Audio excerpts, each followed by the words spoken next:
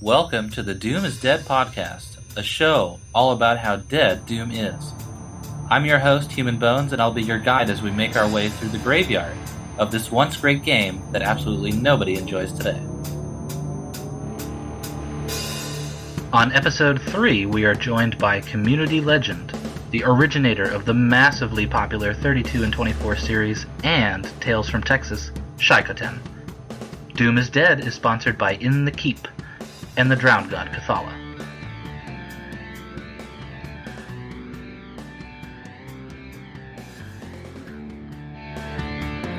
All right, well, I have to say I'm super excited to talk to our guest today. He's been a member of the Doom community for, if we look at the year, almost 20 years now? When I first met him, he was a pretty big deal on Skulltag. I believe you were kind of second in command at the time. Something like that. And your clan was very clearly the best clan on Skulltag. Oddly enough for me, I became like best friends with your brother for like a year or two because we're kind of the same age. But so I guess, we've always traveled in the same circles, but I don't know too much about you. So without further ado, welcome Shaikoten. Thank you very much. Great to be on. So why don't you tell us a little bit then about how you first ended up in the Skulltag community and how you found yourself playing Doom for all these years. The typical Doom origin story. All right. I started playing Doom like early shareware versions. Those were the only things that I had access to off of, like demo discs that you had in convenience stores and things like that. I think I got like a 250 game CD from a CVS or something like that. And that's really where I started trying to play like shareware Doom. And I've finally got a copy on my own in like 1995 with Ultimate Doom. I guess my mom got me a copy. And really didn't know how to play that online, but really always wanted to. There was a guy in her office who was like, "Did you know that you could play Doom on the internet?" And that was kind of fascinating to me, but like I hardly knew what the internet was. Like I just used it a little bit. So that was not my first online gaming experience. I think eventually one time I got like a modem to modem connection up with a neighbor down the street. But really my online Doom story probably begins with Doom Legacy. Oh my. Yeah. By the way, just to pinpoint you in the age bracket, like, are we talking like, were you really young when this was going on, or have you been already a teenager? Oh, yeah. So age-wise, let's see, I was born in 86. So I was probably 9 when I started like playing Doom in earnest. So you're my age bracket. Yeah. Already knew that this was a big deal when it came out. Right, yeah. And, my relationship with Doom itself was mostly just playing a lot of Ultimate Doom as a kid. Like Doom 64 came out and I'd hated it. I was like so crushed and disappointed that they would do such a thing. It was, now that I've gone back and like played, the PC hacked versions of the game. I kind of did that when I was, more like a teenager. I was like, oh, okay, Doom 64 had a good basis that just was on a Nintendo 64, and it turns out I hate games on consoles, like shooters on consoles. So, I didn't really get too big into the online Doom scene in the 90s. I think I downloaded a couple of WADs, but I wasn't aware of, any central repository. I didn't know that, id Games was a thing that existed. So I was mostly downloading from people's Angel Fire homepages and things like that. Like lots of, Simpson WADs or here's my house, that kind of like bullshit. And that's what early online Dooming was like for me. I got into Doom was not my first multiplayer first-person shooter. That would go to Tribes. And Star Siege Tribes, if people are unfamiliar with it, is a very large scale, up to 128 player capture the flag game with jetpacks and vehicles. Jumping simulator, basically. Pretty much skiing is what they called it. You could slide down the hill and then like jetpack off of the other side and go up to, 300 kilometers an hour was an average, capture the flag kind of speed for a character. So it actually makes Doom look a little slow with the 60 mile an hour kind of run speed. That's a shocking revelation to today's audiences, which consider Doom the fastest game in history, basically. Yeah, no. Tribes is all about, the modern day Tribes has got to go fast, So that's where I came up, but Tribes was really cool in terms of networking and, building up clan scenes and things like that. So built into Tribes, I should mention, was the first online only first person shooter. This was 1997. This is the same year that, some schlubs were playing GoldenEye and things like that. And Tribes had an IRC client built into the game itself. And you could join people's games over the IRC client. It was really next level stuff for 1997. Yeah, that's revolutionary.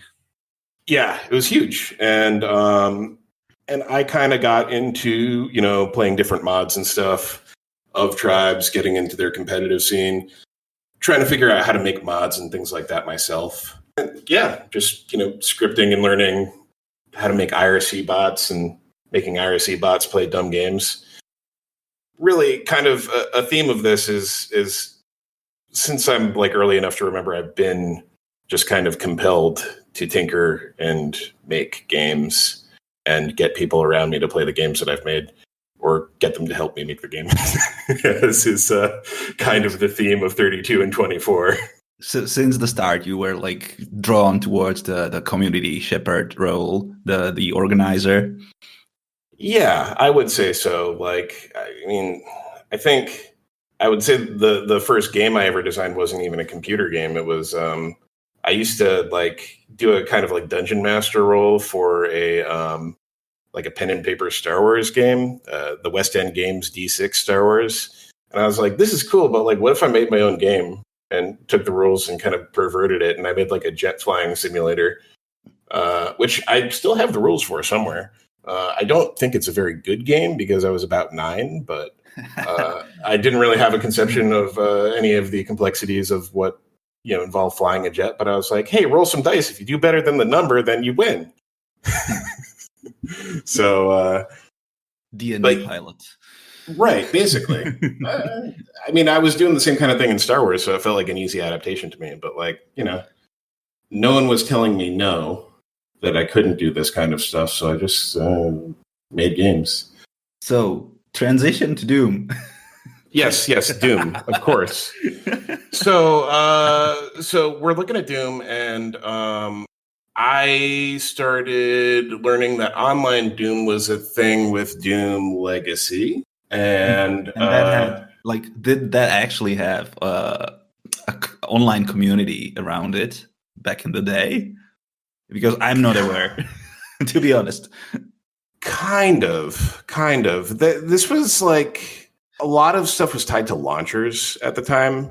And I can't remember exactly what Doom Legacy had for a launcher back in the day. Because a lot of them were multi-port launchers. And you could, play on any port you chose. But kind of like the Tribes bit I was referencing there, it had a built-in chat room that you could join. Oh, so there was a hub. Yeah, kind of like that. So I don't remember what the really early hub was called because I wasn't super into it back then. But when I was playing Legacy, I was playing Brit and Exec and wads like that. And I was like, this is pretty cool. But I feel like there's not a lot of people playing this. I wonder if there are other ways to play Doom that have other more players. And so I started, looking around and exploring other source ports, and early versions of Z-Daemon and Skulltag were around at that point in time, as well as CS Doom, which was kind of a joke even then. So no one was really playing CS Doom at the time. But yeah, so I started playing a little bit of all of these until I finally settled on Skulltag, and I was really drawn in by the kind of new school design. Like, I was very much aware that that a lot of qualities of it were a Quake 3 ripoff, but it had the added speed and just felt a lot more visceral than Quake 3 to me. So I was like, yeah, this is where it should go. I was particularly fascinated with jump pads and kind of adding a little bit more verticality to Doom. And so the built-in Skulltag maps were a really big kind of early inspiration for me, even though if you go back and play them right now, the balance is really not there. It was more the creative aspect of it, like hey, you can do, all kinds of, crazy jumps, crazy movement tricks that typically you wouldn't be doing in a normal Doom map. Yeah, right. It was different than what was available at the time, because everything else, like you said, Z-Daemon, CS Doom, they were trying to be, pure adaptations of the game that we love. So with Skulltag, it took things kind of in, like you said, a Quake direction. It almost became like its own game. And it's interesting that you mentioned how you started off sort of writing IRC bots, and then you ended up with Doom Legacy, because I used to idle in the Legacy channel on Freenode, and nobody in there played Doom. All they did was they had an IRC bot, and they used to play these like trivia games, and so you'd get all these points and shit. And I was like, what are we doing here? So it was just a bunch of people playing trivia, and I don't know, maybe they were more influenced by your ability to write IRC bots than they were by Doom itself. I in no way was really involved in the Legacy community. I ended up learning a couple of the names. I think Mr. Rocket was one of the big names there. Yeah. And he factors in a little bit later on to the Skulltag story, actually. But yeah, I eventually settled in on Skulltag, I would say around 2003, when the Skulltag forums, as they came to be in their definitive state, kind of were first born. I think I was one of the first few people who registered on that. And as kind of a Skulltag community member, I found myself answering a lot of questions. I was maybe, I want to say like 15, 16, around that age. And it was like kind of a prime internet age, because I was just able to get on the computer for a lot longer than I was able to as a little kid, and start like answering more questions and interacting with people.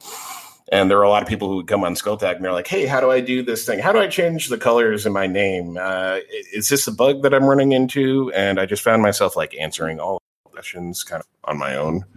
I believe I was the member with the most posts, because I was just kind of in a period where I was an obsessed, teenager who didn't have anything better to do, and just wanted to be really active in the community and help people out.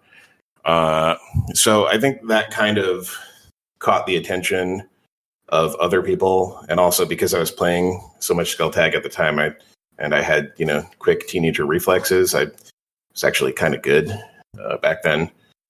Not now, not so much, but back then I was pretty damn good at Skulltag, and it attracted a number of pretty high-profile players into what eventually would become my clan, 7th Cavalry. And actually, I remember that. I mean, that was just like you had Rot King in 7th. Yeah.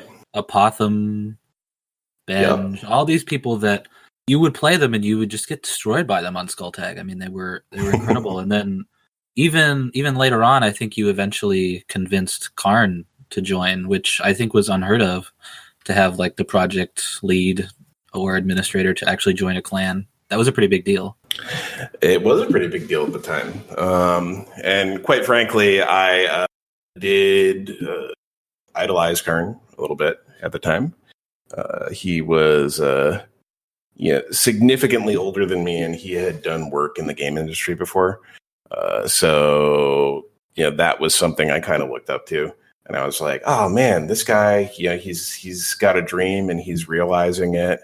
And I just kind of want to be along for the ride here and learn what I can from him and, help him make his games. And when he joined my clan, I felt like, as a wide-eyed 16-year-old, we were, having a pretty strong relationship there. And I was like, oh man, my idol is hanging out with me, and he's not my idol. He's a real dude now. And, we can work together and make games and stuff like that. So that's the start of the whole Skulltag drama here, is when we became a couple, if you will.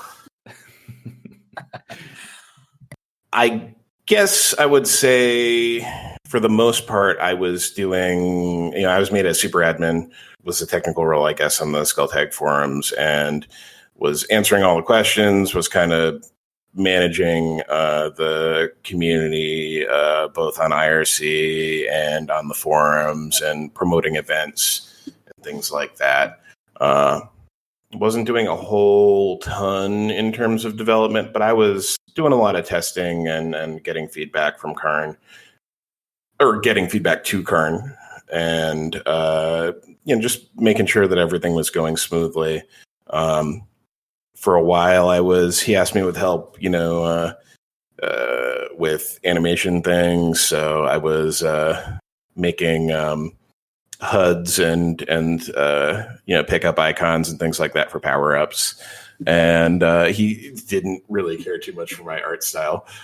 So the Chubbs HUD was supposed to be, we were supposed to have specific HUDs for each skin in Skulltag.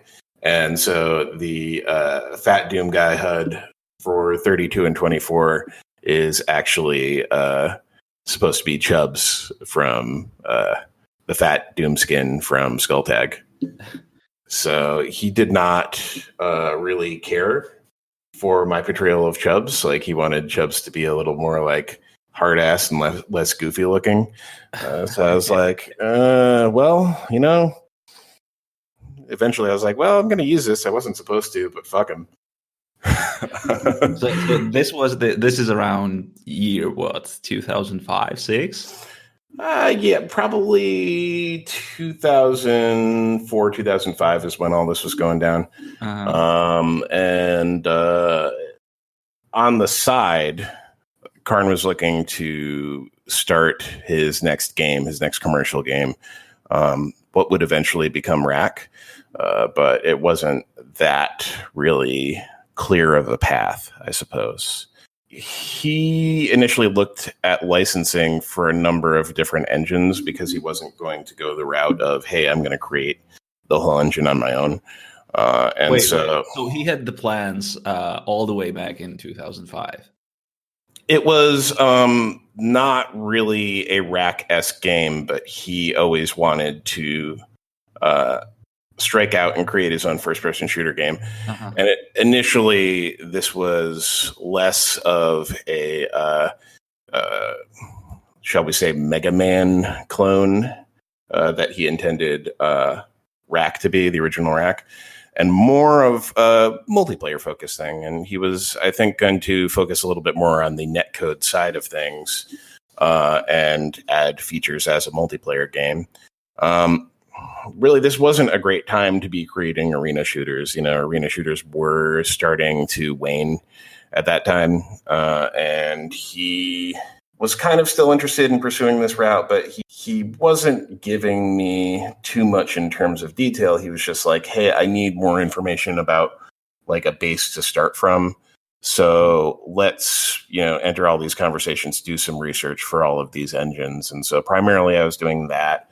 I was getting in touch with a number of different companies, including id Software, emailed back and forth with Todd Hollinshead over and Carmack a little bit over at id, and talked about licensing one of the Quake engines for the game, seeing what the cost was involved in that, things like that. Yeah, so that's kind of where I was, and Karn and I were beginning to get closer.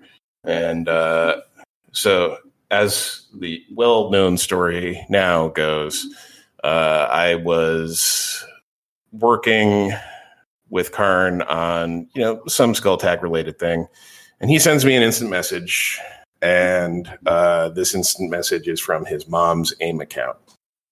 And his mom's AIM account was Texas Lamb Chop. This, for obvious reasons, was hilarious. And I decided to, just poke him a little bit. I'm like, oh, hey, how's it going, Lamb Chop? And he lost his shit. He said, don't ever do that. You can't talk about this. So I maybe poked the bear a little bit, and a few weeks later on IRC, Karn was hanging out, and Karn had a tense relationship with trolls at the time. Not that he ever had a very good relationship with trolls. He's not kind of the sort of guy you would be looking to be calm in the face of a shit poster. That was never his kind of MO. So he was kind of in a little bit of a pissing contest with a lot of people from UD. So a lot of Unidoom people were getting, banned. And seems to be a common thread. Well, I mean, this is still when UD was a home. UD's home field was still the demon, right? This is before the great migration. Well, I mean, some of it was, but like Ace of Spades, for example, was a huge part of the Skulltag community, which is, I think, where you're going in this conversation a little. No, but I mean, this was before the Ralphus Kilgore great drama, right? No. This was after. But it was before he had settled down anywhere port-wise. So he was kind of experimenting with screwing around in Skulltag. And actually, there's a great video that Mancubus 2 created, or Mancubus the second, I suppose. And it was like a Doom Wars thing, and it was the old school Star Wars intro scroll with the Star Wars fanfare music talking about how this epic battle would go down between UD and 7th. And it was a beautiful thing. It was a great time to be alive. Yes. That's still on YouTube somewhere, actually. They muted the audio for a while, and now it's back up because, things have changed. So you can find UD Wars somewhere on YouTube. Essentially, UD was getting kind of banned en masse at the time, or UD adjacent people. I'm not sure that Tom D was UD at the time, but he was kind of like one of those guys who, stirred up a little bit of shit here and there. And I was a lot more tolerant in my, admin style than Karn was to, people who were a little bit more agitating and a little bit sympathetic to the agitators. They weren't really hurting anyone, and mostly people were having a good time and just giving each other a hard time a little bit. So one day on IRC, I say, "Hey Karn, how's Lamb Chop doing?" And I find that in almost an instant, all of my admin privileges on IRC and the forums are stripped away. So I went from, he never really banned me from Skulltag, but he did, strip away all my positions. And I was like, well, what the fuck, buddy? This is just a little joke. I wasn't really meaning to insult you here. It was just, can you not take a your mom joke? Is this really where we're going here? Are we going to terminate this relationship over mama joke? That's what I wanted to say, that your career has been ended over a your mama joke. Yeah. So I I don't want to talk shit on Karn because, he probably thought that I was trying to be more hostile about it than it came across. But I will say that Karn kind of has a history of being a little bit paranoid when it comes to the other people he works with. He gets really, really close to people, and they feel very comfortable with him. And then all of a sudden something flips with him and the relationship is terminated. And that's not unique to me. A lot of people have come to me, since Tales from Texas has been a thing and been like, hey, yeah, this is something that happened to me as well. This is basically the exact story of what I went. Well, not the exact story, unless your mom jokes, I guess. But yeah, we need to introduce Tales of Texas actually, because you just cracked that open. Yeah. So basically, after I left my administrative roles in the Skull Tag community, was ceremoniously booted. I started a comic with.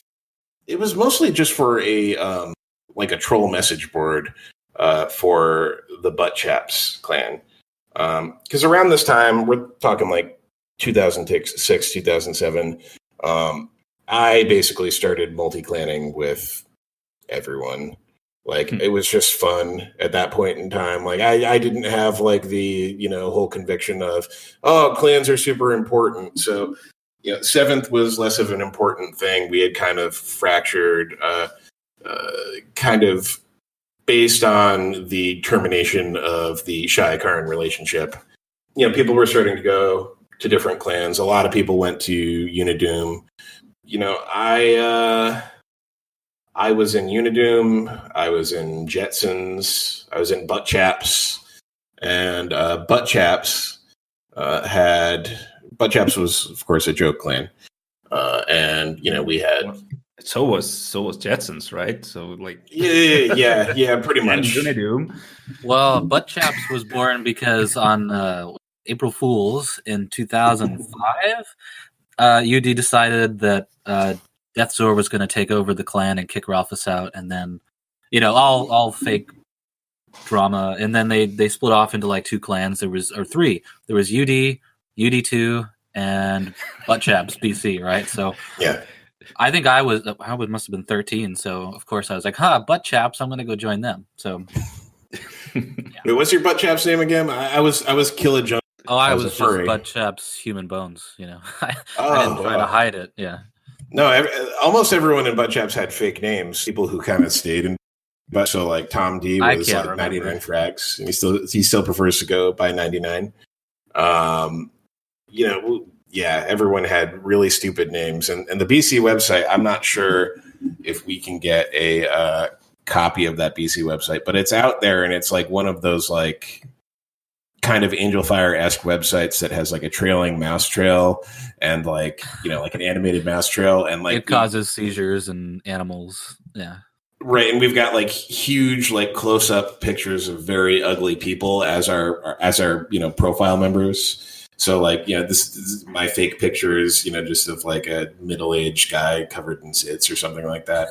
That fucking avatar that Nautilus has used for 20 years is up there. Yeah. So that's, basically Nautilus in real life now. But yeah, so Butt Chaps had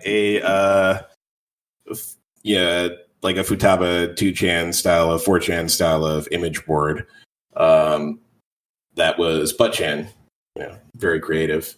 And Butt-chan was where I started posting Tales from Texas comics as just ship posts that were intended pretty much exclusively for the Butt Chaps audience of shit posters. And it was me. That was like the first 4 or 5 of them there. Until Aka, who ran the site, converted it into a thumbnails porn site, and actually, I think made a decent amount of money with converting Butt-chan into a porn site. So that was where Tales from Texas came Tales from Texas, of course, is the story of Lamb Chop and Karn Barn. So Carnival and his mom, who, spoiler alerts, Carnival lived, or probably still lives, with his mom. And just kind of the adventures that they got into. The first one was actually called The Adventures from Texas, before I thought of the alliteration of Tales from Texas. So Tales from Texas eventually started as a vehicle to kind of crack a couple of jokes about Karn, but it evolved into a wider, criticism of community drama. I wasn't really focusing on Karn except when Karn did something really goofy. It became the Peanuts of Doom. Right, yeah. Or at least the multiplayer Doom scene, because if you put someone who's been a Doomer for a really long time and they don't have the multiplayer side of things, they would have no idea what's going on. But even for some newer multiplayer players who kind of have heard some of the legends of some of these older people who are still in the community, they're looking at it and they're like, oh yeah, no, I get that. So we have a lot of people who are fans of the comic who have no fucking idea who I am, which is great. I actually like it.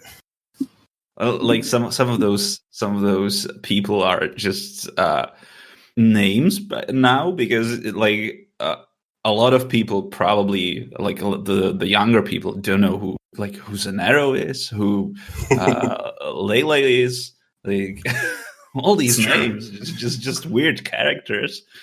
Well, I think I never referred to Zanero, Zen moniker, even though he wanted to, because very early on, I mean, and I can't. Yeah, it was Droideca Droid 133 was his full title, and I thought it was a goofy as shit name. And he kept on trying to change his name, so he was like, "I'm a Goonie now. You're a Goonie. No, you're DD. No, I'm Zen. No, you're DD." And I still call him DD to this day, which is kind of neat of me. The ironic thing is, I think he's had about 133 different nicknames since then. Well, he's stayed with Zenero for a very long time. He has, yeah. He's kind of settled on that. Yeah. So I really should be more respectful, but yeah. Well, okay. Speaking of respectful, right? So actually, Do and I recorded a podcast with Karn at QuakeCon earlier this year, and my experience with him was not much unlike yours. I got involved in the community, things happened, then I wasn't involved in the community. And I went a long time without talking to him, but having spoken with him now, I think he can maybe understand the humor side of the way that people act a little bit more now. I wish he had that perspective way back when.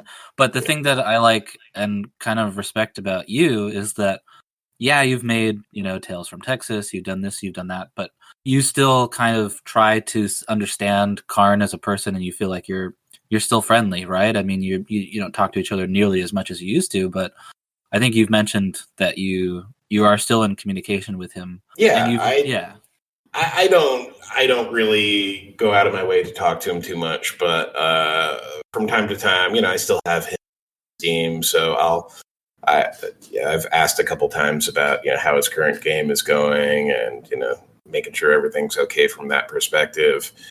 He popped on to a Discord a couple months ago, and we're having back and forth about possibly running a Skull Tag 32 and 24, that kind of thing. So I would say that the relationship is probably still tense, but I do understand a lot of directions he's coming from, and I really wish him the most success that he can have.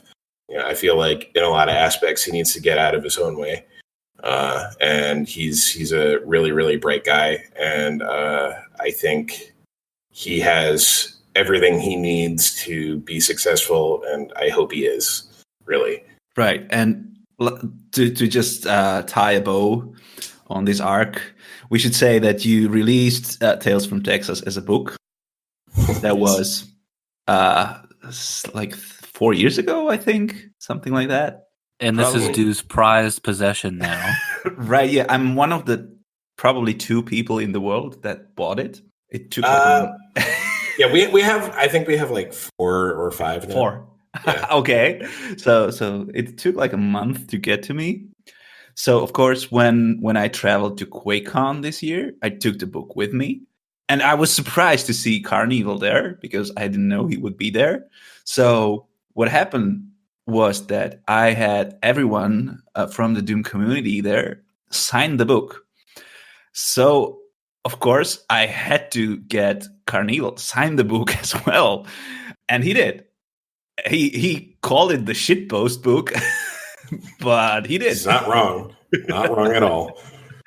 And that was the crowning achievement of QuakeCon. We really closed an arc there.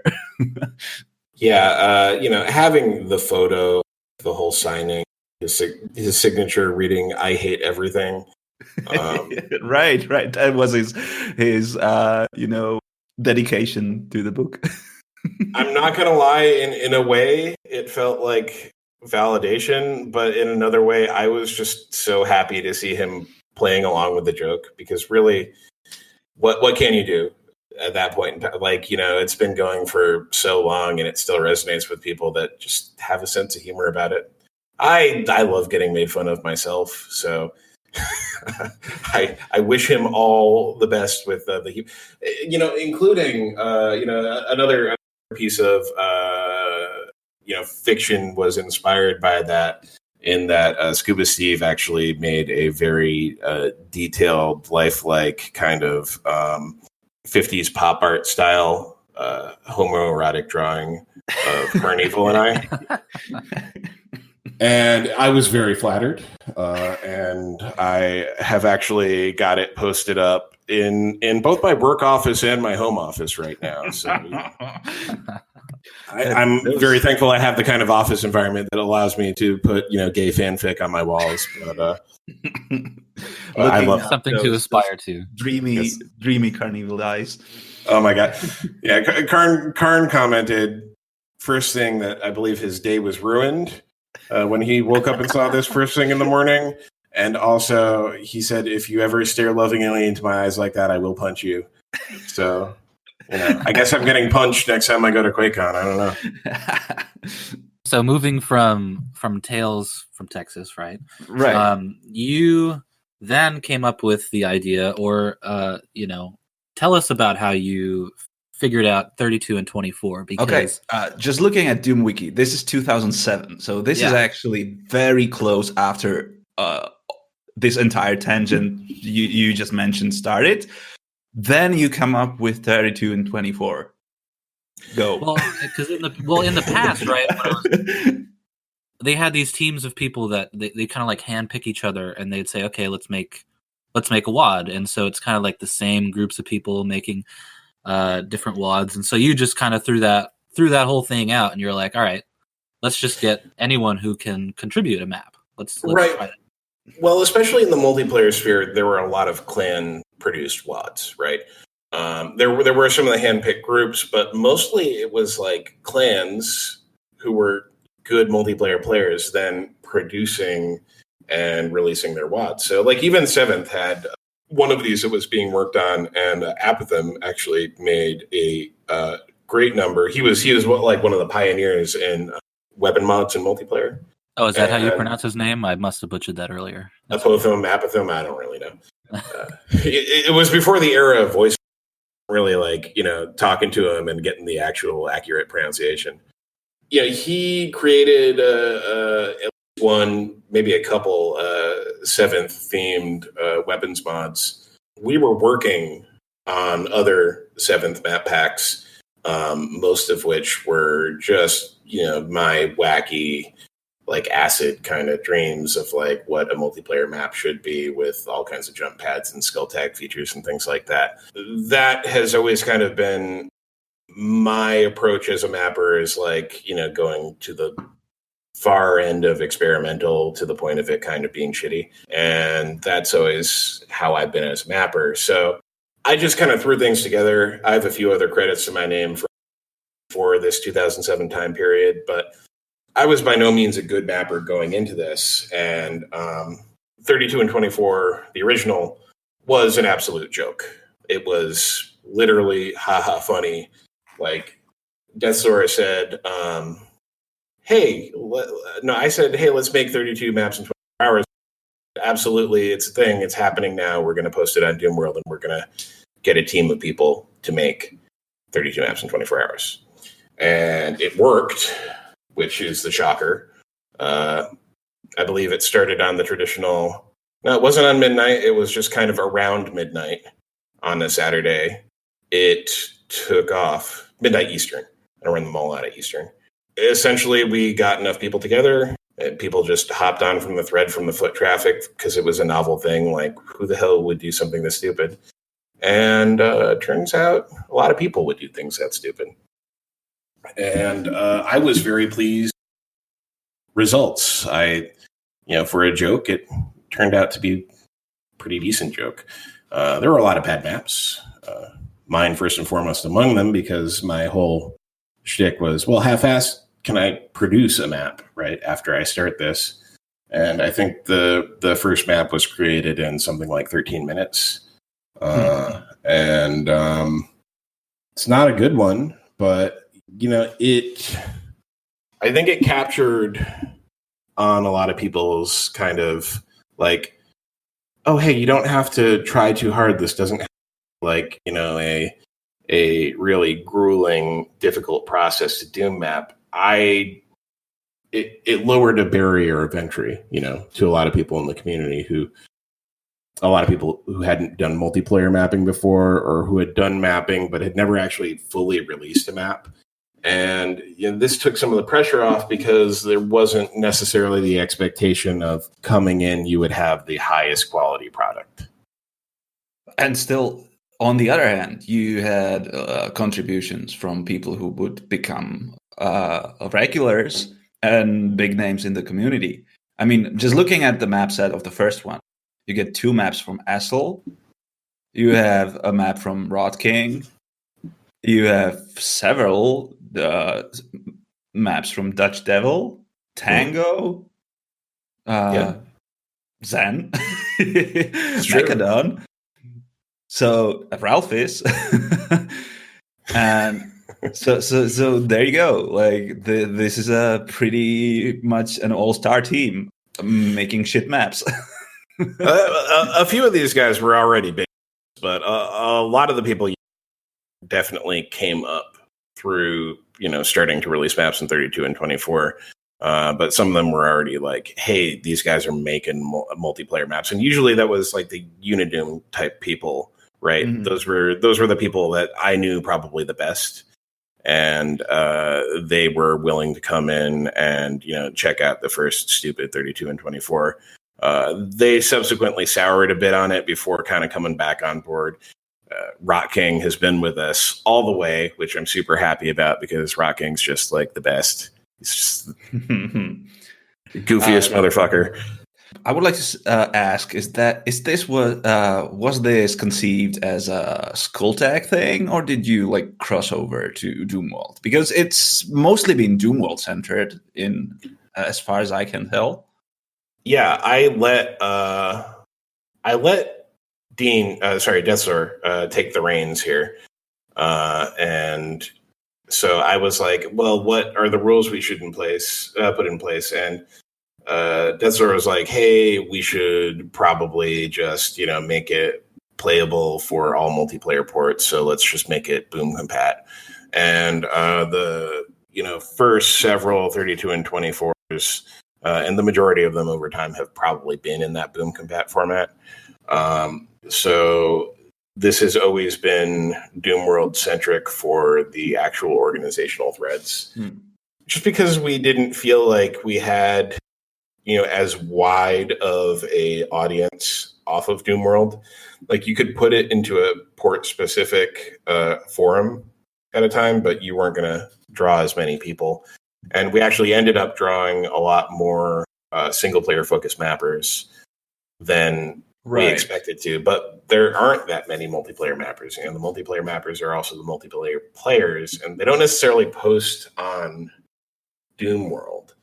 doing it so we drew the majority of our talent from Doomworld. And we also like advertised on other forums saying, hey, this is an event. We're actually doing this stupid thing. Come over to Doomworld and post. Ended up providing, some unintended kind of results, but some happy ones. And, So what, like, okay, the second one, which came really close after the first one, because you really went like all out on these sessions in the first year, right? Yeah. There were at least 5 of them, or 6 maybe. The second one was a single player one. Was that a decision like because it's Doomworld centric? Let's use Doomworld mappers to do single player maps which is their home turf. Yeah, I guess the real thought process there was, well, fuck it, we could do single player, and most of the people who contributed, we can do multiplayer. Most of the people who contributed do single player on the regular. We're just going to do a single player session. It should go even better.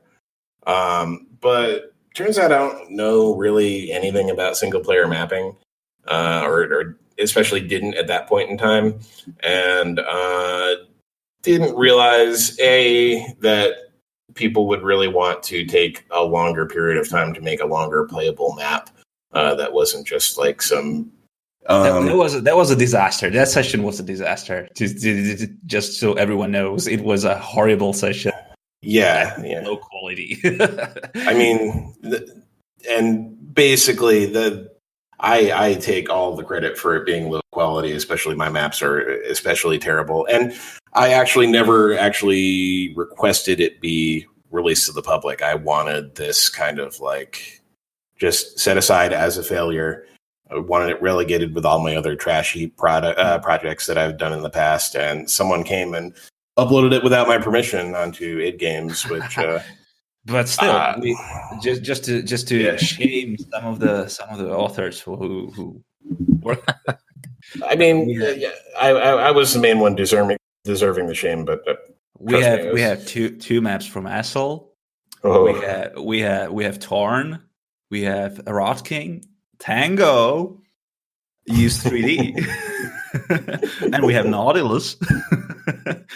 But we only got like what is it, like 13 was the maps lecture like the issue like after this did you realize that probably the strength lies with multiplayer, which allows quicker map making process? Just go ahead with whatever, because that's my entire experience with 32 and 24. Like, try something, throw it at a wall, see if it sticks. Yeah, I mean, that was kind of where I've always been in the game development side of things. It's just like, I don't know, just fucking do it, and if it doesn't work, we'll do something different next time.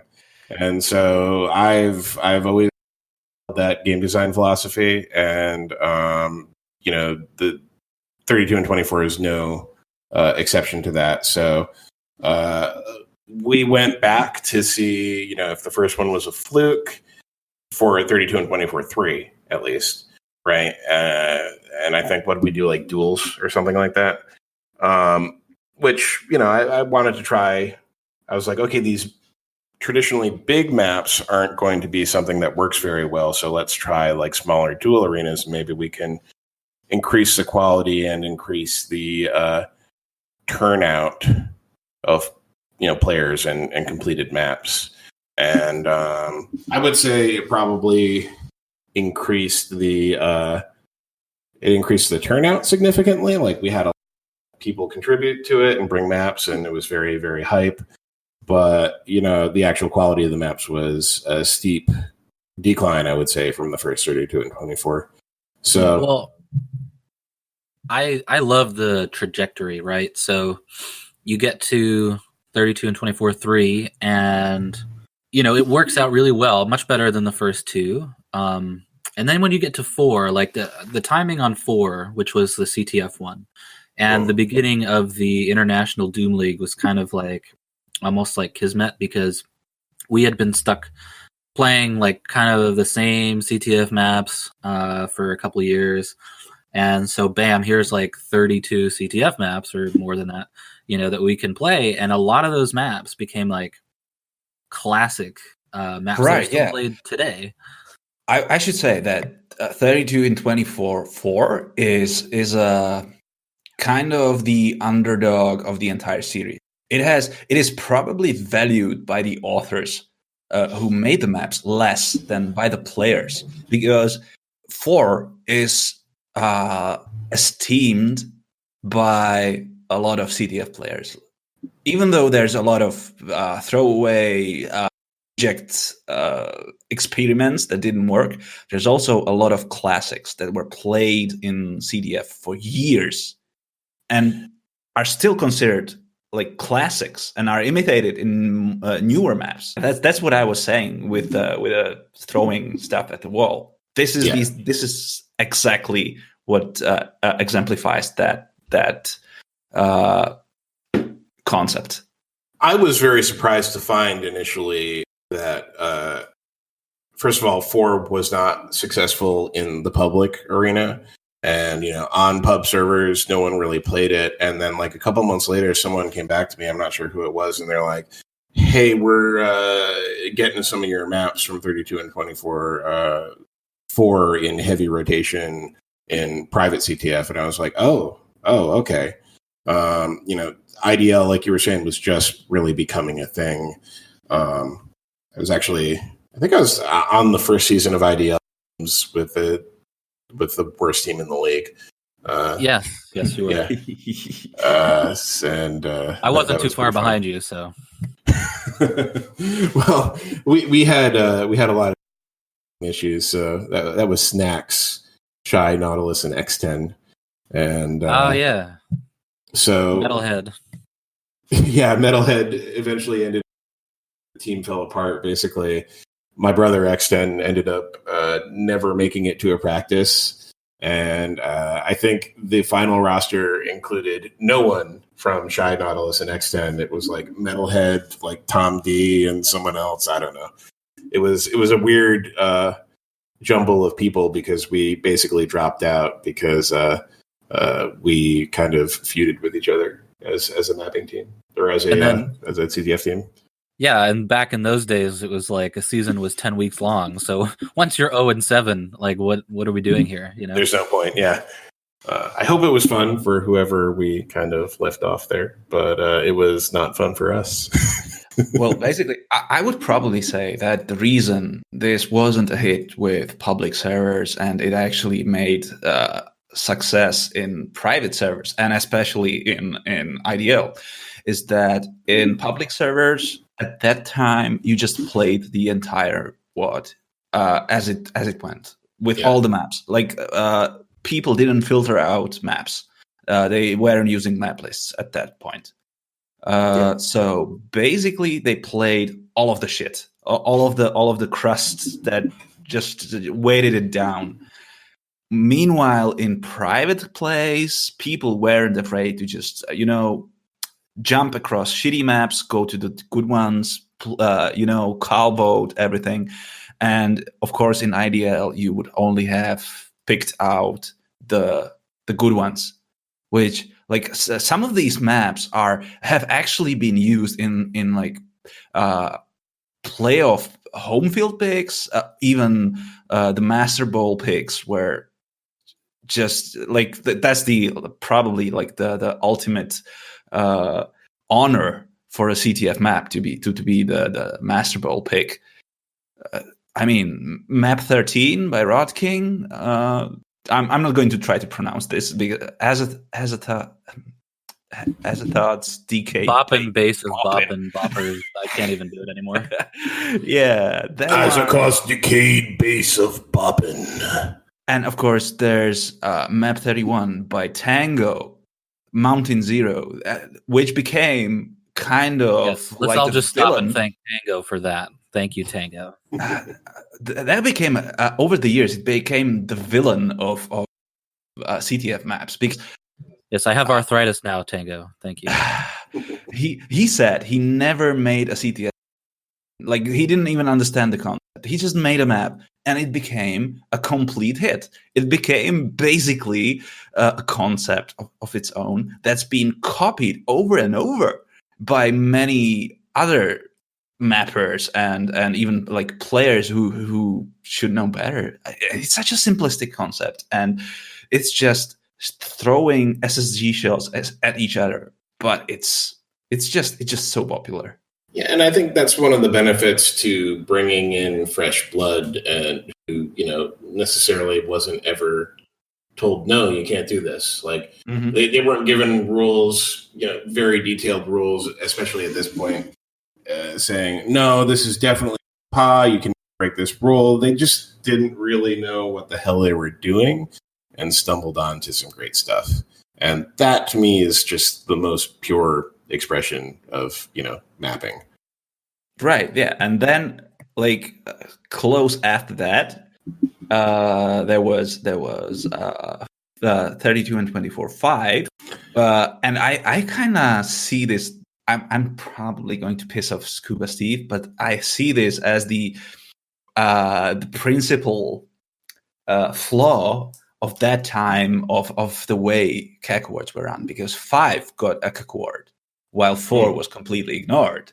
And 5, I don't think anyone in this day and age would consider 5 a good map set. Like, it was okay. Well, that was the one I contributed 7 of the maps to, 7 of the base layouts. So I understand. No, I actually have very positive feelings about 5 because it kind of changed the workflow. 5 is maybe not necessarily the best in terms of how it plays, but it is, I think, the most important to me personally in terms of the process of actually creating maps and how it evolved. So, again, probably not the best results, but the way that the process changed is we broke it off into 2 sessions, right? Like so it was moving from the quick shit posting to the professionalized process of making this work on a deeper. Yeah, we wanted to. What's the word I'm looking for? Well, I mean, really, we were looking to detail our shit posts. So we started off I created 7 layouts in 24 hours with the expectation that they were not going to be the best layouts in the world and there would be refinement done.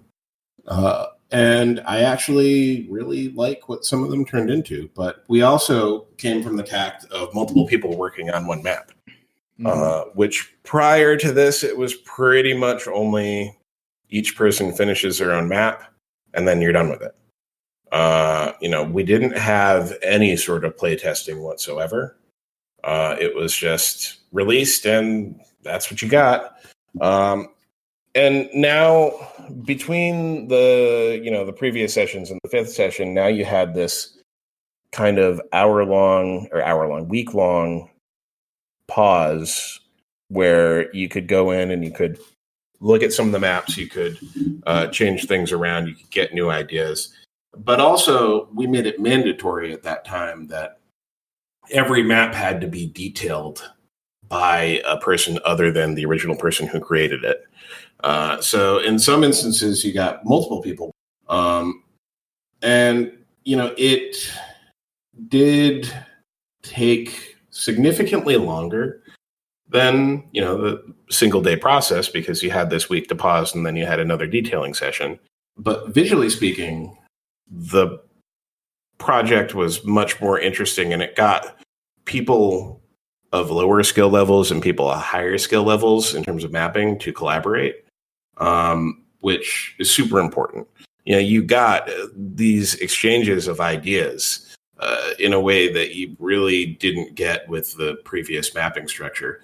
And I do want to point out that a lot of big multiplayer packs in the time before 32 and 24 and in the previous couple of years before it were multi-year affairs. People would contribute to these packs over years and years and they'd be doing exhaustive play testing and refining things down and tweaking all of the visual elements. So things from the UDM series were not an overnight affair like what we literally became in 32 and 24. So to me, 32 and 24 at 5 is most important because while the results aren't perfect, it really put into play a lot of the things that would later become hallmarks of the projects and make them a lot more playable, which eventually do. That's where you'll come into the story. We'll get there. Yeah, we'll get there. But I stand corrected. Like I actually should temper the hot take because the problem with 4 is that at the time no one could see how some of those maps would become extremely successful in the CDF community. Like I because there's so much like crap in it that you don't realize that there's also a few real gems in it that just stood the test of time and will be played forever, at least until Doom is played. So probably like if 5 is just this step forward, then I agree with you. To Scuba's credit, he was looking at it from less of a multiplayer player standpoint and more of a, hey, this is a feat in terms of, the organization behind it and how a product with this complexity was able to get released in such a short period of time. Because that was not something that happened in Doom prior to this. You didn't get something with that kind of, shall we say, visual fidelity. I don't know if the prettiest thing in the world, but for the standard of the time and the speed that it took, it was very, very pretty. Yeah, but let's shit on Scuba some more. He did give a Cacoward to Crucified Dreams, which is shit. Very true. It's very true. When did you get involved with you participate in the critiquing of the maps in that pause period, because there's Diet, the next one. There was another take on single player, and I guess I would say, like, I don't know, do you have any like feelings about Diet? Like did you try to like repair the impression of the failed 2 session? Well, some of the, lessons I learned from 2 is that, A, you're not really going to have multiple submissions from multiple people. So if it's single player. So I had to really temper my expectations. Diet was like, okay, we want to focus it so we have higher quality maps. I now know a little bit more about, the actual mechanical process of doing single player mapping. So let's use what we learned from 5 and use what we learned from 2 and kind of put the 2 together. And, it's not amazing. It's not great, but it's fun and it's goofy. Yeah. And I have to say, like, at first I love the goofiness. Like it's a very playful map set. It's also all of the maps in it are like popcorn stuff. They really flow quickly, and you have just a short amount of fun. I would say they're better at this short fun stuff than another gimmicky small map set project, which is Congestion, the 1024 limitation project. This actually kind of has more fun with itself than just being technical about the gimmick. And I have to say, I spent like half of 2009 grinding Diet 32 and 24 speedruns. I have a lot of records on those maps. Nice. So yeah, that one's my secret favorite, actually. I am very surprised to hear that, but not displeased. A lot of love went into that one. I mean, that was one that was very fun for me. Especially, I like the stupid billboards ideas. You know, it was supposed to be like, I love those. It was also supposed to be like kind of stupid meta commentary on like consumerism and things like that. Just you know. and part of what comes into it is the quick disposability of the maps, right? You use the word popcorn, and it's supposed to be fun and quick and easy, and that was the entire point. Just like watching a dumb blockbuster movie, like a Marvel movie or something like that. And if you see Coca-Cola, that's where it comes from. All right, so I will skip 6 because I don't know much about 6, to be honest. And then came 7, which was another CTF affair. Yeah, and this one actually managed to win another Cacaward. And that was definitely like when you explaining the process set up in 5. This is definitely on display here. The way that someone makes the design and someone else details it. Yeah. This one too, from a competitive standpoint, again, you got like 3, 4, maybe 5 maps from here that became quite popular. But I also think that it fell into a trap of trying to then like take advantage of the fact that we were having public CTF servers with like 25 people in them. So a lot of the maps really only work when you've shoved 20, 25 people into them. It went to the magnum opus territory where some mappers try to make the maps way too grand for what it should be to be a playable CTF map. Like it was a cathedral. It wasn't a map. Yeah, no, it definitely got a little on the overindulgent side for a great number of the maps there. And, it was one of those things where visually I was very pleased and I was very proud of the mappers for, just turning it into art from basically a series that started as shitposts. Shitposting as art really needs to be like the kind of theme here. Because that's how I wonder if there's like there's probably some historic trend here where this over detail thing kind of overlaps with the entire over detail stuff that was happening in Z-Doom mapping at that same time. Like this is probably about the same time the Tormentor guide got the worst project Cacoward or whatever it was called. Like it just all fits in. It was just in vogue at that time. Yeah, and we even made fun of that a bit in Diet 32 and 24. I believe there was a billboard that was Nick's Bakery that had Nick Baker's over detailed bread. And then you went and made an over detailed CF set. It's true. I am definitely, if you've seen any of my maps, I'm definitely not the culprit person making them over detailed because I couldn't detail to save my life. Really, right? Like, my early career was like, oh yeah, Green War aesthetic. That's great. I can imitate that. I could not. But yeah, this and also Green War 2, which is probably around the same era. Right. And by similar people really do suffer from the over detailed woes here. Green War 2, I consider to be one of my absolute favorites because it was the basis of a lot of those maps are very, very fun. It's not like the hit factory that the original Green War was, but Hellbent was my favorite mapper for a long period of time.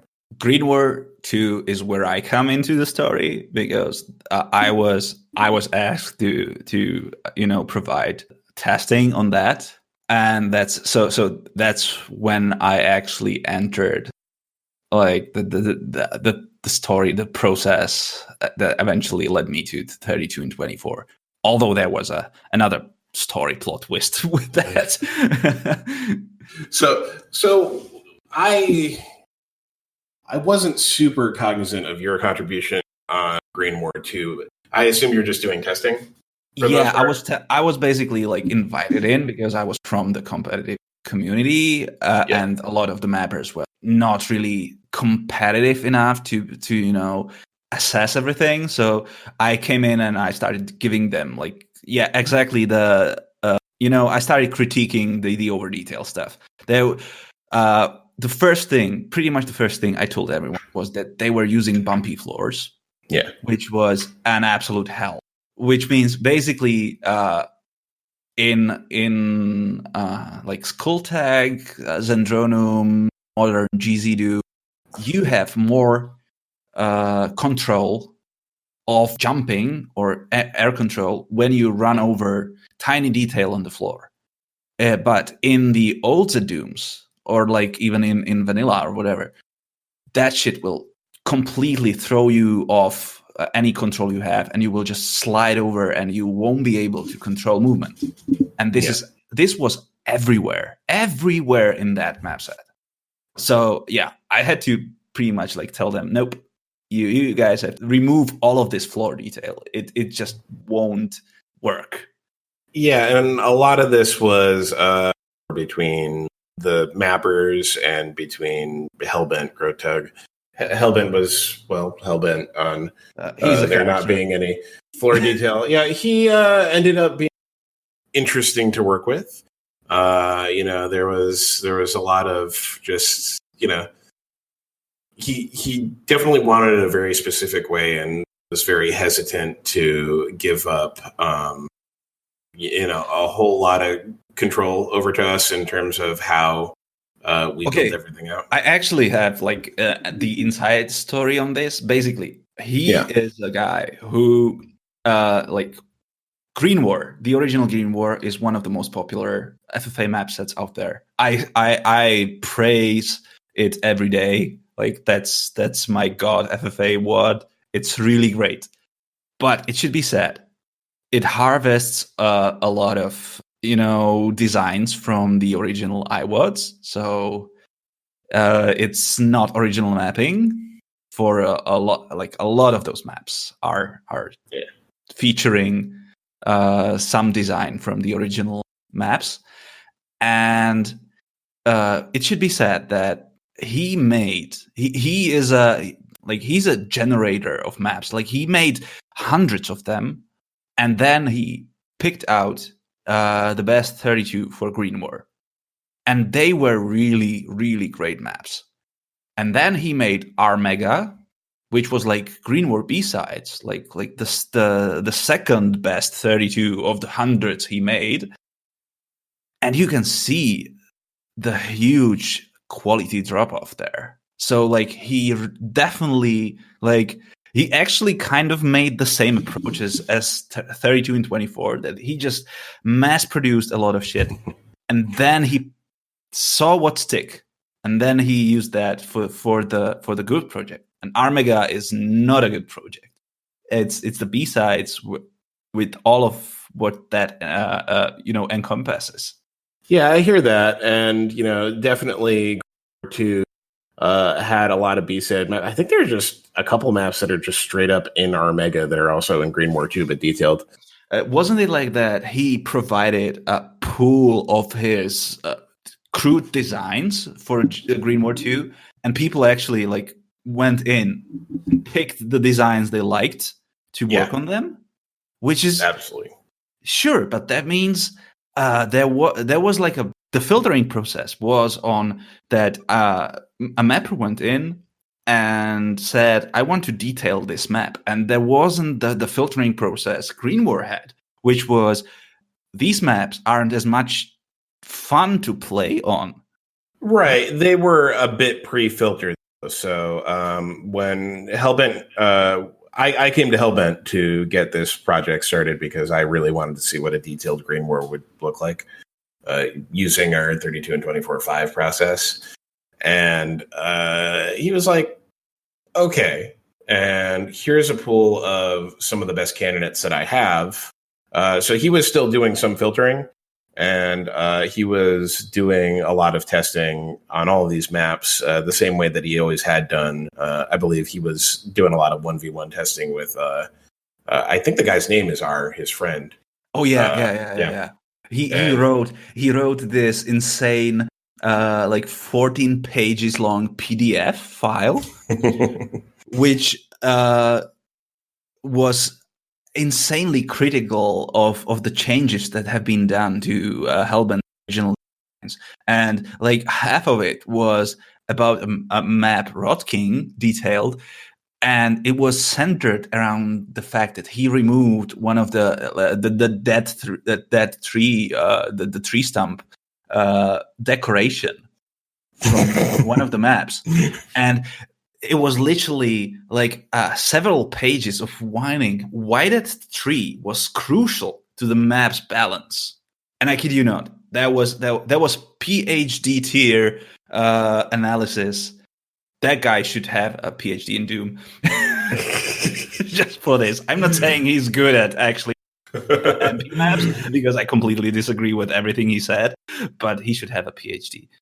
Yeah, no, he put the work in, and those maps are as much his baby as they are Hellbent's. Hellbent may be the one creating them, but the two of them clearly have a very great testing relationship. It's worked out well for them. I personally think that a lot of the resultant maps that were heavily detailed that ended up in Green War 2 aren't so bad, but it depends on what port you play them in. Especially in Skulltag at the time, I thought that they played well. I've gone back recently and played them on X. And you know what? I had a really fun time with a number of the selections. I still think Green War 2 is a good map set. Its actual problem is that it mixes too many genres into one WOD. It starts with dual maps.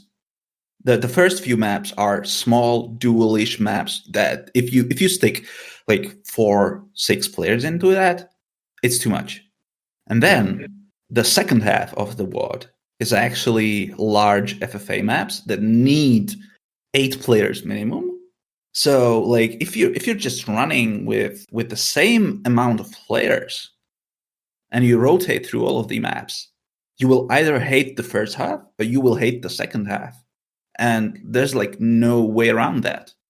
Your only chance is that you're playing like public players starting, and then people join in later as you go to the bigger maps. Yeah. But how much of a chance is that? Like, it's just not focused enough for what it should be. It should be split into 2 WODs actually.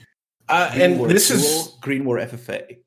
This has always been a challenge in terms of compiling projects that are from a wide variety of different mappers, or from a wide pool of different types of maps.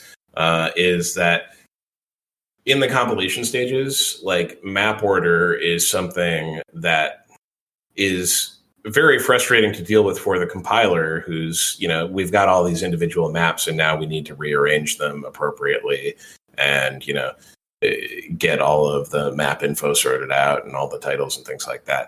Realistically, we never settle on a consistent way to break them out. And I think we've done it based on visual themes at times, because so many of the mappers are very visual people. Who are, very drawn to the details, people like Mechadon or Essel, who are creating these masterpieces of, visual art. And they don't necessarily come at it from a remotely similar angle to the people who are hardcore competitive community people.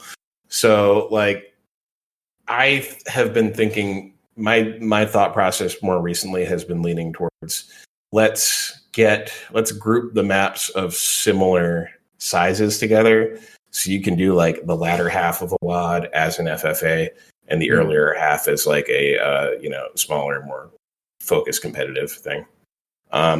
Has become less of a problem. Our most recent installation, where everything was kind of targeting 3v3 v3, but and we of course changed course towards putting the best maps towards the front, and basically we need to showcase the good stuff, have the average stuff in the middle, and tailgated with the shit posts. I mean, that's always been something of a quality of maps, but who was grading the what was considered the most quality was not always the same. For example, I would usually put thematically like my most favorite maps first, like Let the Burgers Hit the Floor, for instance. Might not be the best technical map, like in terms of deathmatch ability, might not be the best map in the WOD, but it also thematically encompasses everything about the WOD so well that why should that not be a map? That's what I want people to see. And we've always kind of tried to filter the joke maps to the back, but earlier on in the process, we didn't have anyone to tell us, okay, from a competitive person's standpoint, this is what works the best.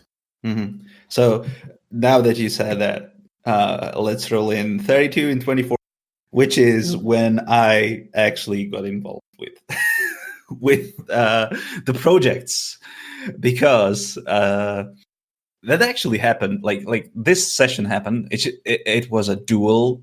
It was a dual session, and I was heavily involved with the Demon competitive community back then. I was the tournament admin and everything, and my fellow tournament admin, Cybershark, he was like, "You need to see this," and he dragged me into a server that was running a beta of 32 and 24.9, or the first release or whatever it was, and we played through the maps. And I was fucking livid. I couldn't believe what I was seeing. It was so horrible. And I was just riffing on the map. And then Cybershark went and he used those things I said. Like he literally like copy pasted them and posted them on Doomworld. And they were really mean. I was saying a lot of mean stuff. And there was a backlash. There was like, what the fuck are you like? Why are you being so mean? We are just trying our best. And so I had to like step in, and that was actually me saying those things. But I didn't want to back down because I still thought it was all shit. So I actually made like a map by map evaluation, but a really short one. Like it was just a 1 or 2 lines per map. I was vicious. I just slaughtered almost everyone. I liked a few of those maps, but I hated the vast majority, and I was brutal. And then people were like, "Yeah, but we don't really know what we are doing. We are trying our best. Shouldn't you be more supportive?" And then I was like, "Maybe." and then when the next session came, I basically installed myself as the quality assistant director or whatever. I don't know how to call it, but basically when all the maps came out, I reviewed them and told everyone how to fix the underlying problems, like fix this and the map will be 50% better. And that's how I became involved with the series. Well, and I think they needed someone like you to kind of push things along or help people along, because they just didn't have that. I mean, like you said, you were kind of the resident multiplayer person that everybody kind of knew for different reasons. So, like you said, you got involved in 9. I didn't really get involved until 11, Occupy Doomworld. I was running Odomex Nitro, which was the first multiplayer thing that Odomex was hosting. And so I kind of had the idea to join forces with 32 and 24 to host essentially 2 sessions. So they would make their maps over the 24 hours, and then we would take that WOD and run it on a session, have everyone come in and play all the maps. And then during that pause week, people would be able to give criticism and critique all the maps, and then fix them, and then you'd play the final one the following week. And I thought that really increased the quality of the maps. I think when you have the opportunity, because you have to be able to reach out to a lot of people. I mean, that's the only way that you're going to get quality feedback.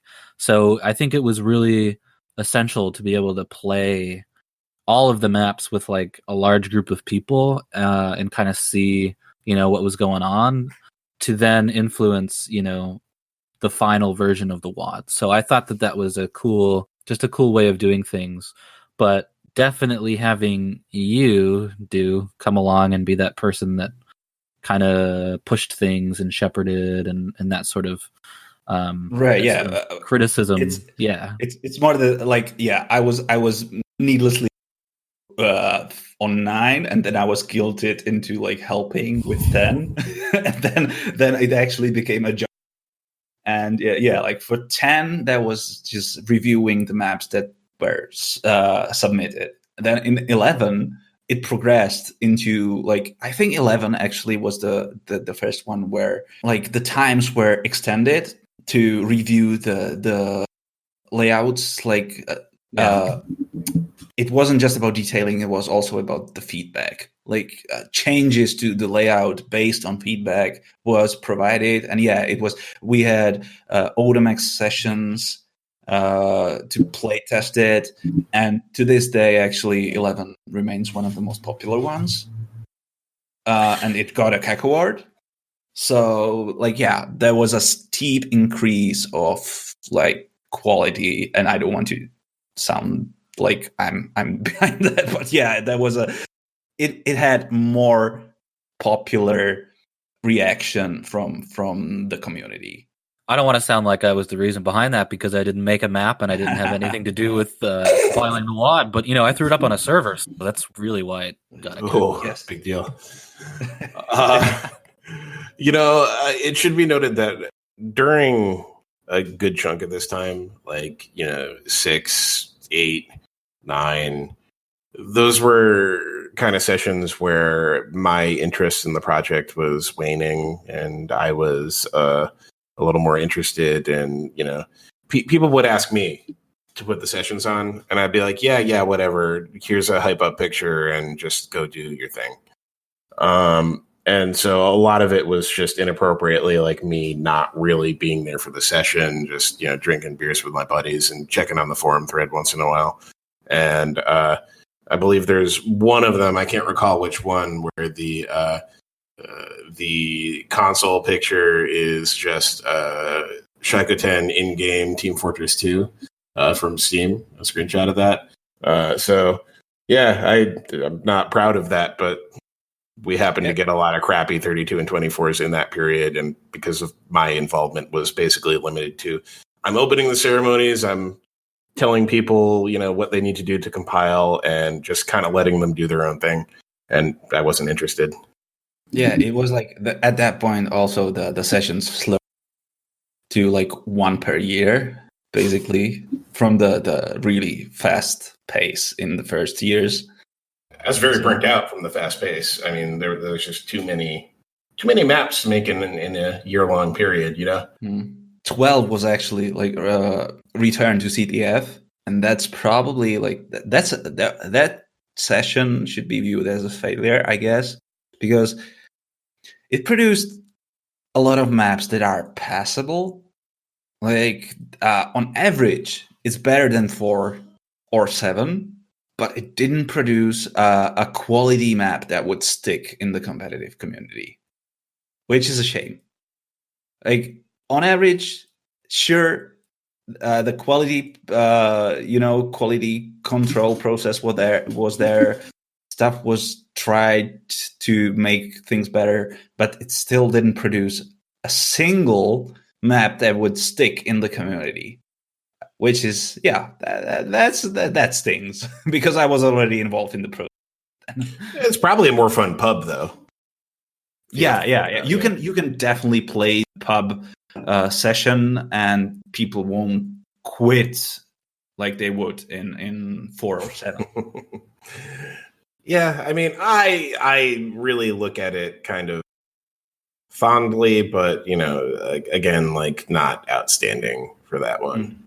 It's a good pack, but not didn't achieve greatness in any of those kind of arenas. And sometimes when you QA something to death, it loses part of the weird spark and charm that it had when people were originally making the layouts. Like, people play it safe so hard that it's not actually interesting when it's produced. So, then came 13.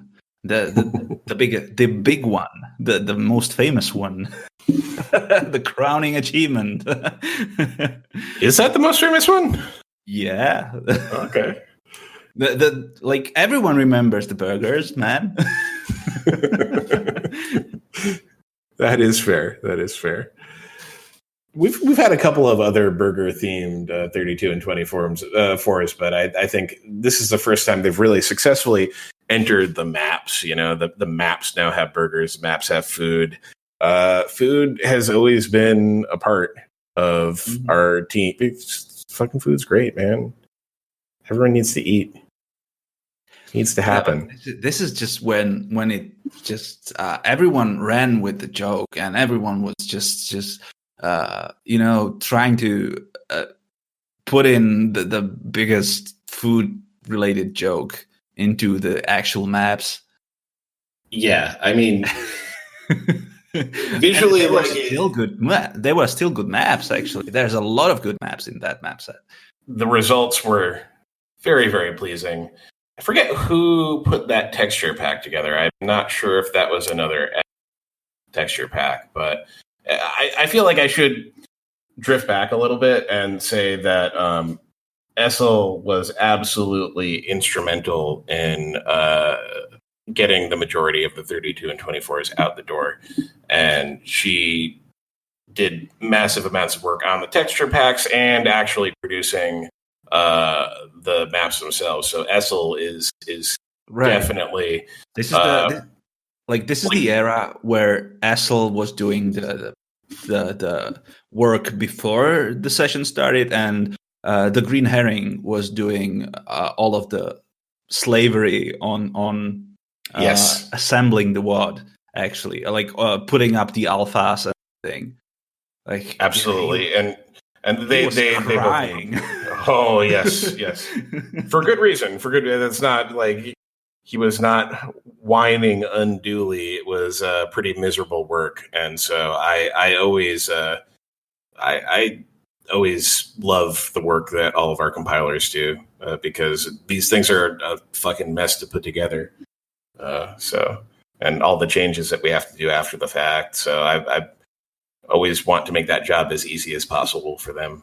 Right. So this is actually, this map set still gets a lot of play. It's still picked for various community sessions. It even has its own dedicated server. So this is one of the most popular ones. I definitely pick from kind of the middle of where we are right now, like the middle of the 32 and 24 series. So 11 through 15, I kind of go through and I can always find maps to use in FFA tournaments or dual tournaments. There's just a lot of stuff to pull from. So I thought the quality was it went up to another level during this period of time. Yeah, it was because the process basically became that you create the layouts, the authors create the layouts, but then they actually have a grace period where people like me or someone else can always chime in and tell, okay, this doesn't work. You need to change it in this and this way. And even though it's against the 24 hours rule, basically, okay, the original layout was made in 24 hours, but now, do we just produce a shit map? No, we try to fix it. We try to salvage it. So salvaging these maps with feedback became a part of the process, and that took another week of produce, and it just kind of elevated the overall quality. Even though some people like DK, they say nope, you should just toss it. If it's not a good map from the first moment, it should just go away or whatever. He's not a fan of the series, by the way. But yeah, I still think it's elevated to something that's really worth doing. Then came 14, which was, oh my god.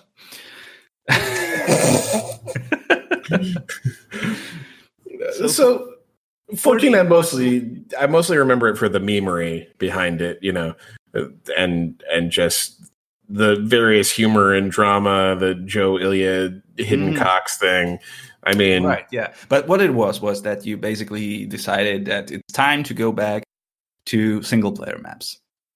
Yeah, and I don't just do a Christmas themed pack because why not? I mean, those are kind of some of the cheesy ones I remember from, when I was a little kid, to bring it back, and the kind of shit that you could download on people's Angel Fire sites were always the gimmicky, cheesy Doom wads that put snow textures in, and you had snowman things that were just sitting there on the map, and you had fucking Frosty sitting there. Like, that kind of goofy thing is the Doom I remember from like really early internet days. So to kind of take this theme and run with it was just the fun little thing. Yeah. It's definitely it's one of the goofiest map sets the series ever produced. But yeah, it's like adjustments have been made because everyone realized, if we want to produce a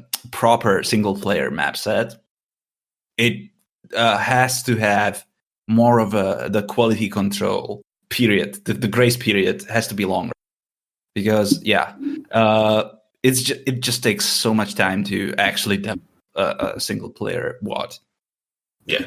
So what it became was my personal hell. because I thought, we need to complete this as fast as possible. So, and it was like 45 maps or something. So for a week, I did nothing but play single player maps from this project over and over. And I was smelly, and I hated everyone, and I killed my Christmas holidays over that. At the end of it, I fucking hated the project so much. See, this is not the kind of thing that I traditionally pull my hair over. All of my work is at the beginning and the ends of the project. So as far as process is concerned, it's more the compilation, the administrative things, and very thankful to have someone like you who can actually do all the work in the middle. Yeah, but like testing multiplayer WODs is like you need to pull someone into it with you, play with someone else. You just test it, then they say I need to go, so just parts their way, and that's it. But this, I just had like infinite time to test it. Like so I invested infinite time into it, and holy shit. Like I still think it came out pretty well. I think it got the honorable mention that year for Cacowards, which is like for a single player project. We nearly made it to the top 10. Very nearly. That's pretty great. And I didn't influence that decision at all, by the way. Like, seriously, I didn't even mention the project. Yeah, I'm a little shocked. Don't know that I felt like it was up to par with anything on the list that year, but go figure. It's always a surprise to me when a 32 and 24 gets on to the Cacowards because I've never been part of the committee or anything like that. Nor do I have interest. And it's actually a rabbit hole because I'm the guy who gives out the multiplayer awards. Yeah. So it's a bit incestuous, like, but I'm involved with all of the fucking projects. So how do I pull myself off of the project outside of just having someone else doing the entire awards? But who would be like most of the people that could replace me would be in the same position. The community is so small that the people who are like who could judge on these things are already a part of those things. It was pretty impartial in the early days when I did not play multiplayer. So I was getting a Cacoward every year back then.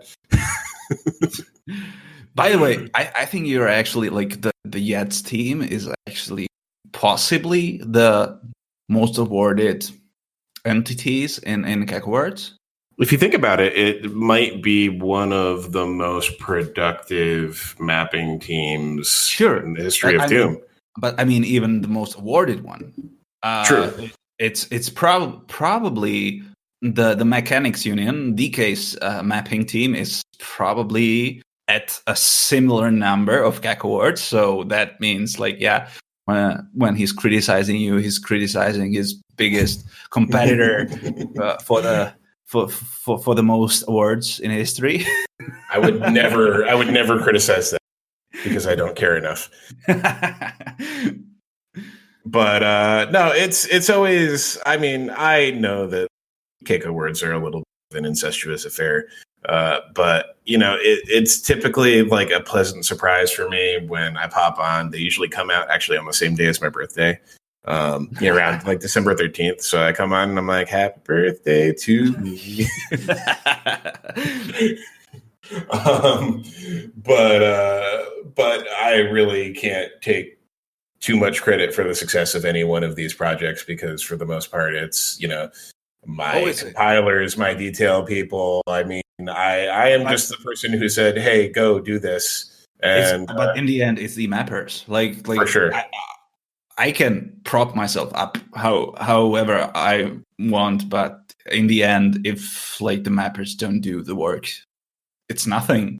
It seriously comes down to the mappers, and they keep coming back. They keep coming and trying like just make this shit in 20 minutes and then see what. If it's and the fact that they keep coming back too, like after they make this map, they receive all this criticism. Like they're open to they're open to changing things about themselves. Yeah, it's a really cool part of the process. I don't know why they put up with that abuse. It's terrible. Yeah, and that's actually the thing that when I criticized the ninth session in the way I did, because it was like this is complete shit. Why are you even doing this? This is just abuse of multiplayer players. Like why are you thinking we'd play this shit? And then they were like, well, but we don't know any better. Like just teach us. And it was like, yeah, this light bulb flashed, lighted up, and I was like, maybe I'm the bad guy in the story. Maybe I should actually commit to this. The Doom community is just so unique in its kind of cohesion and dedication to people who are just willing to put in all kinds of free effort just because they fucking love the thing. Mm-hmm. So, I mean, as a story to contrast, it's under the Bethesda umbrella now. So early on in the Skyrim days, part of a Skyrim modding community that was doing like rehashed texture packs, and all these people thought that there was a payday for them in it. They were looking at it from the angle of like, oh my god, I'm going to get rich. I'm going to get hired by a big studio for these textures that I created. And I was just like, okay, but can you contribute to the project? Yeah, I could contribute one or two of my textures, but these other ones I've already made, you can't have it in their compilation. Because if you ever modded Skyrim before, it's like you have to download like 500 mods to get your game looking amazing. Right, yeah. So, my idea was just like, hey, let's people working together. Working with that community, it kind of like set me straight on how good we have it in the Doom community. Because the fucking prima donnas over there, man, there was... when like Steam had like paid mods for a little while and they came out with Skyrim first, like 10 of the people who were on my team were part of that paid mod scheme and trying to charge like $5 for their grass textures. It was insane. And I just came back to the Doom community after I kind of gave up that endeavor, and I was like, yeah, we have it great. It's a fantastic group of individuals who just are willing to give up their time and effort to allow other people to have fun with the stuff they create. Like, can you imagine if Essel was like on a paper texture mode? Like, holy shit! Like, where would we even be? Yeah. So, I guess the moral of the story is a communist utopia. Well, you kind of cut out there, but yeah, I should repeat that. Yeah, Doom is a communist utopia. Yes. and to continue with that theme, right? I would be, of course, I've been waiting for the last hour to talk about this, but 32 and 24-17, which was three-way CTF, something that nobody has played in over 10 years on any level of seriousness. And it just kind of popped into, actually someone else, Dragon, he came to me and he said, well, why don't we do a three-way CTF tournament? And I was like, I wouldn't even begin to know how to do that. And then we took a look at the maps that were created in some of these WADs, and they were just, I mean, most of them were terrible. We picked out probably 5 that were worth playing. And I said, okay, I kind of had this idea, like, well, maybe I can convince Shai to do a 32 and 24. Right. There was the first tournament that was run on the old maps.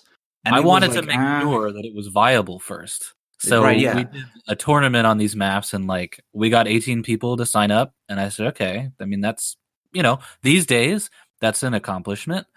So I took, I kind of made sure that I had sort of done my homework before I said, hey, can you help me get Shai to convince Shai to do this?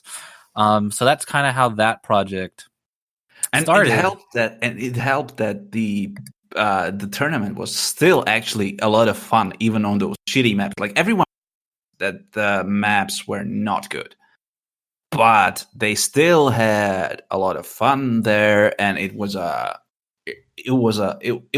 good tournament, actually.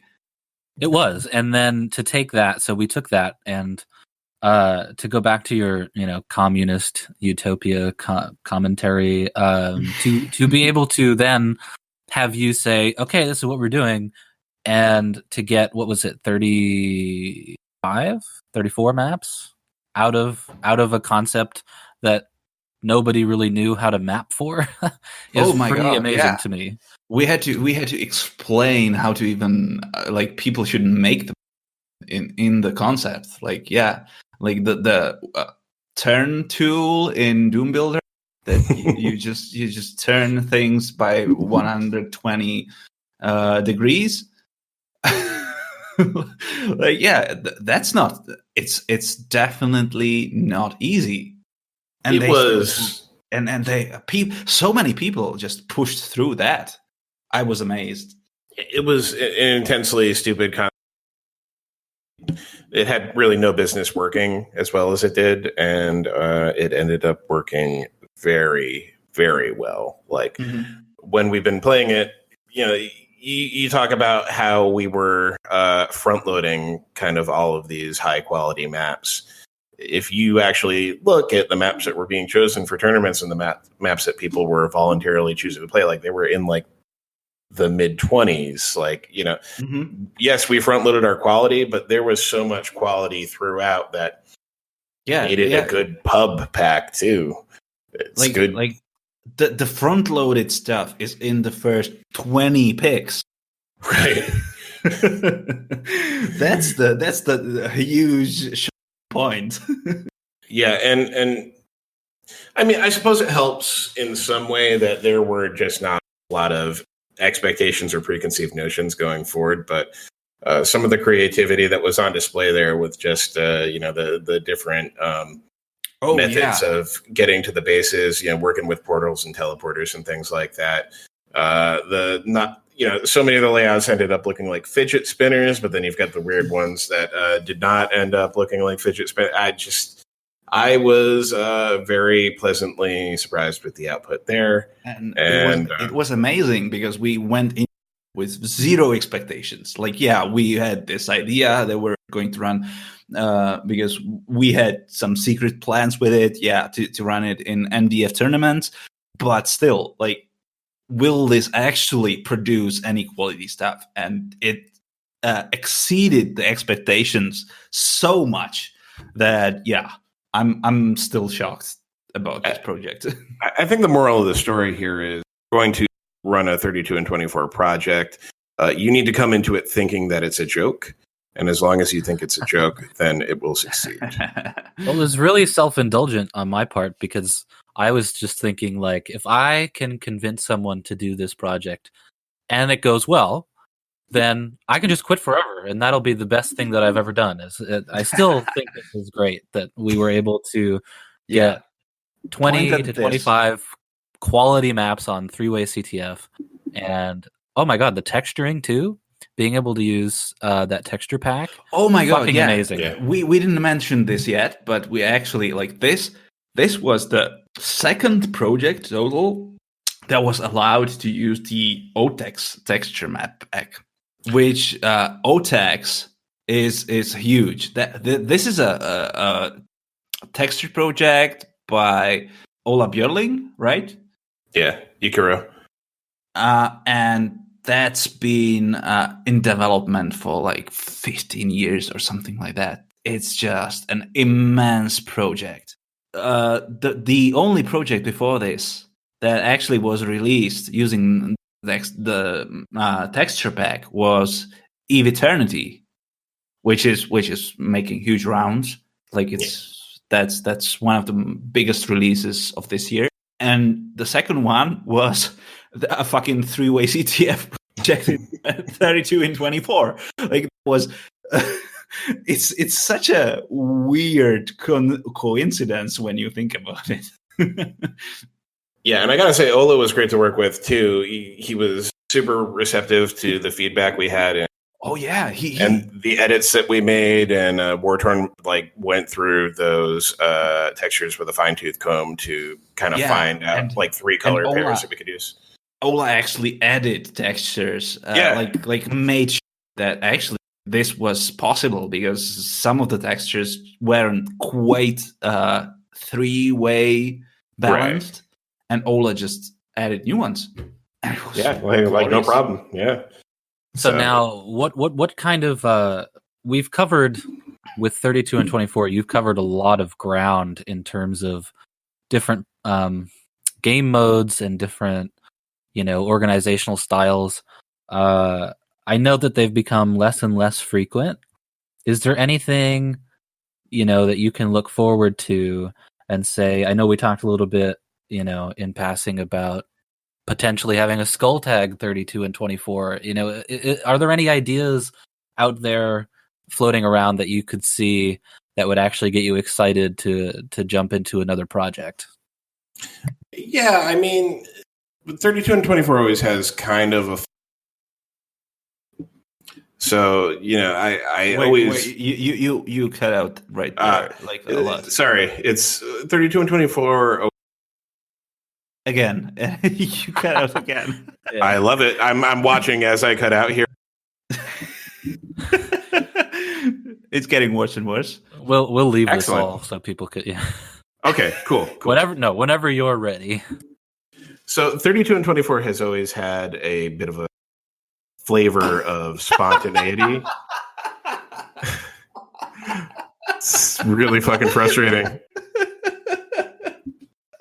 No, sorry. I it's just 32 in 24 is spontaneous as fuck.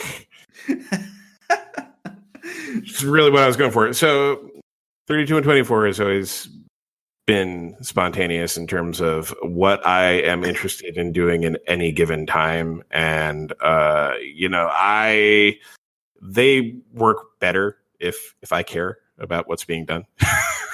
I've found. So you're not just you're not just the guy that provides the picture, but you actually, because I thought the last one had an amazing production process. Like you provided that Google document with everyone like here are the deadlines for here's when the rules have to be completed. Here's when the texture pack has to be completed. Like, yeah, and here's who's oh responsible for these things, and who's going to be everyone's punished responsible for their yeah. Like you get a whipping. Not good job in this deadline.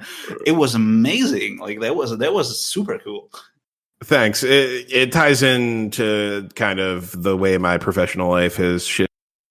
I've been getting more into project management methodology, and I work as a project manager now.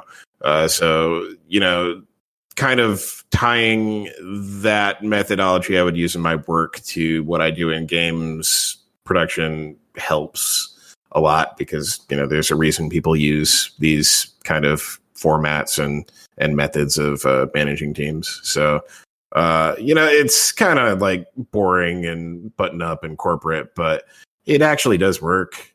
So might as well utilize it. And it's not that hard for me to do. Like I take to that kind of community organizing a little bit easier than most people. Like most people are like, oh man, what you do sounds really hard. It must be like herding cats. And I'm like, no, it's just kind of how I've always been. So should YEDS be renamed to YEDS Corp? Yeah, YEDS Corporate. Yeoman Engineers and Designers of Corporation. Yes. Does anyone remember who came up with YEDS? I can't remember whose typo it was. It was a typo in IRC. And I was like, is everyone ready for the new 32 and 24? And someone replied, YEDS. Is that the origin of that? Yeah, they were really excited, and they were like, YEDS! That's our name now. That's our name. Sounds like a Killing Blair thing to do. Might have been Killing Blair. I feel like it could have been so many people. It could have been like YMB or Spadger or someone like that, who I don't know that either of them. All of these people are still around, by the way. Yeah, that's another thing about the Doom community. I mean, apparently our communist utopia works pretty well because everyone stays. There's no turnover, so there's no quitting. You can't really truly leave. You can't. Especially now with Discord and available on your phone at all times. I can talk to Doom whenever I please. Which isn't very often. But no, I think it's safe to say, though, that 32 and 24 by itself completely revolutionized the way that we look at mapping projects and community involvement. Like, I can't, like you said, there are some really prominent groups. You have Mechanics Union. I feel like they're a little bit more insular than, but they're more like they came from the same clan, or mostly the same sort of people who were active in the particular deathmatch scene in Zendronum, while 32 and 24, it was just like, throw your Doom World mappers at us. Yeah, I mean, really, anyone can join. You don't even need to know shit about the mapping at all. We'll teach you how to Doom map. So to anyone who's listening to this who might be interested, just fucking join us next time. It's fine. There's no expectation. You don't even need to like produce anything. You can just get involved, and you'll learn a little bit something. And who knows? You might be good at it. At the worst, your map will be like map 37. So what? And people will have fun with it. Even if your map is shit, we'll have fun. Right? Yeah. Eventually, someone is going to play it. At worst, you'll just receive a really long Discord DM from Do explaining why your map is shit and what you need to do to change that. I'm much more gentle these days. I really don't really chew people out anymore. And I think it helps actually that it's not done face to face. It's more of like a public thing. So most of the feedback happens in in public, yeah, in public, mostly on the Doom World forum threads, but sometimes in the 32 and 24 Discord. So we'll get all that feedback out on the table, and anyone can learn from it. Yeah, it's but not it's just the mapper himself. And it's not like a fucking football coach yelling at a player in the locker room. It's more structured. It has like it's. I definitely, whenever I write some feedback these days, I always try to structure it so that it's not just feedback for the player, for the mapper I'm actually addressing, but for anyone who will read it in the future. Yeah, I definitely try to be like future proof. Yeah. I will say that, however, like a football coach, we will slap you on the ass when you make a good play. So. No, but actually, all the old just don't dump me with Mountain Dew. All right, don't worry, we'll get you sticky. So no, it's actually really nice to have the full threads of all of these projects still up and available on Doomworld. So thankful to Ling for still paying the bills over there. And getting things done admin-wise, because that's also another testament to the longevity of the Doom community, because we still have Doomworld. Hasn't gone away, still there, and for the foreseeable future, it will continue to still be there. So, big shout out to them.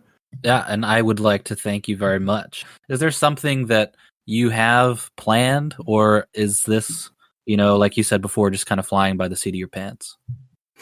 Yeah, Doom-wise, man, I don't have anything planned. I mean, the skill tag thing could happen, but I haven't been bitten by inspiration yet. So when it's a good time, another project will come. It'll probably be sometime within the next year, but I don't know that I'm going to slam everyone in the holiday seasons right now.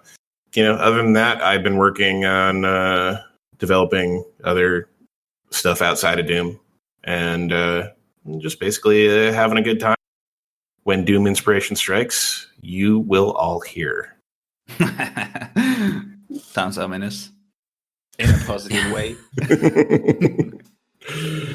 All right, well, thank you very much. Thank you for having me, and hey, keep on playing Doom.